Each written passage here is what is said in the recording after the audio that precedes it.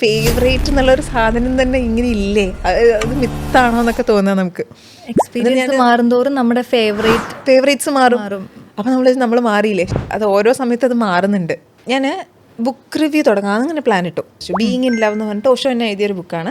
അത് ഞാൻ വായിച്ചത് 2022 അവസാനം വായിച്ചിട്ട് ഞാനൊരു ഫ്രണ്ടിന് കൊടുത്തു വിട്ടതാണ്.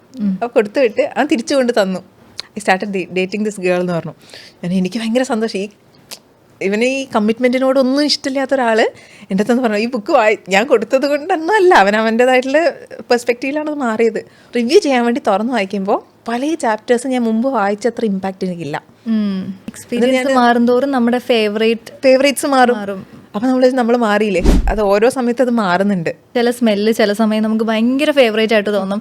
അത് നമ്മൾ വാങ്ങിച്ച് വീട്ടിൽ കൊണ്ടുവന്ന് അത് യൂസ് ചെയ്യും. മേ ബി കുറച്ച് നാൾ വേറൊരു ഫ്രാഗ്രൻസ് യൂസ് ചെയ്തിട്ട് തിരിച്ചു വരുമ്പോൾ ആ ഒരു ഇമ്പാക്റ്റ് കിട്ടില്ല. എനിക്ക് സങ്കടം വന്നു. പക്ഷെ ഇത് എൻ്റെ ഫേവറേറ്റ് ബുക്കാണെന്ന് ഇനി പറയാൻ പറ്റില്ലല്ലോ എന്നുള്ളതിൽ സങ്കടമായി എനിക്ക്.